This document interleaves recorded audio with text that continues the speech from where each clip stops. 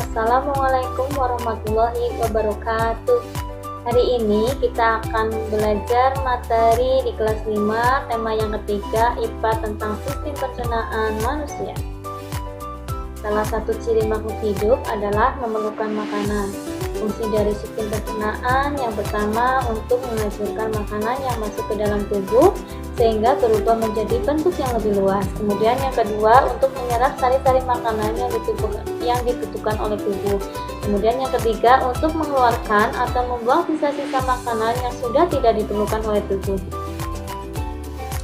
Proses pencernaan makanan manusia melalui dua tahapan. Yang pertama ada pencernaan fisik atau mekanisme, yaitu proses perubahan makanan menjadi ukuran yang lebih kecil dengan bantuan gigi di rongga mulut dan otot yang ada di lambung.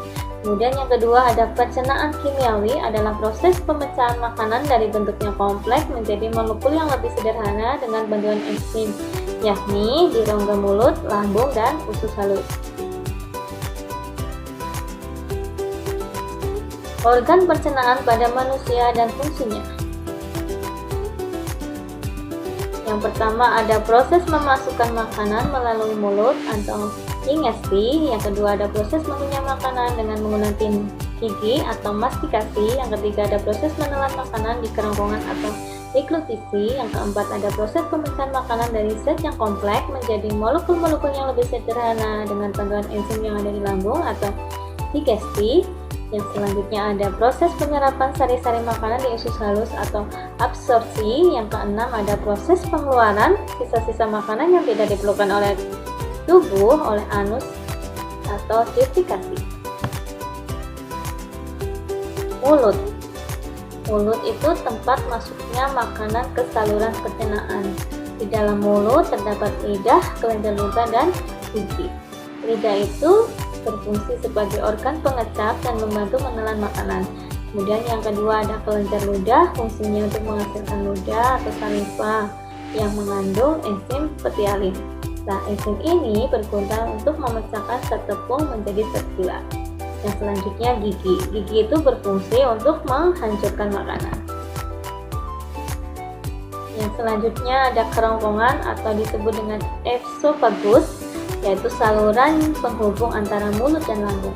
Nah, di kerongkongan terjadi gerak peristaltik, yaitu gerak mendorong makanan menuju ke lambung. Kemudian yang ketiga ada lambung. Nah, di sini terjadi pencernaan mekanis oleh otot lambung dan pencernaan kimiawi oleh enzim, ada pepsin, renin, dan asam klorida.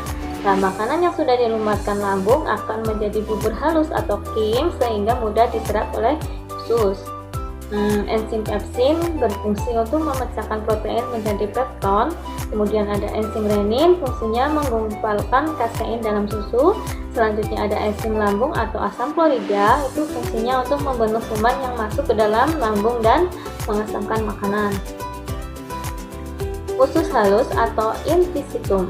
Nah, di sini terjadi pencernaan kimiawi oleh enzim dan penyerapan makanan, sari-sari makanan yang telah dicerna.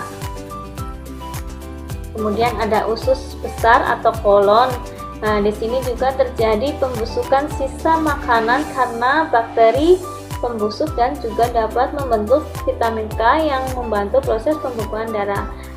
Di usus besar juga terjadi pembentukan feses. Selanjutnya yaitu rektum dan anus. Rektum itu adalah alat pencernaan sebelum anus. Biasanya rektum ini kosong karena kotoran disimpan dulu di atas rektum. Ketika kotoran ini masuk ke dalam rektum, maka muncul keinginan kita untuk buang air besar. Anus itu sendiri adalah lubang tempat keluarnya feses. Ya, materi kita berakhir di sini dulu. Sekian dan terima kasih. Wassalamualaikum warahmatullahi wabarakatuh.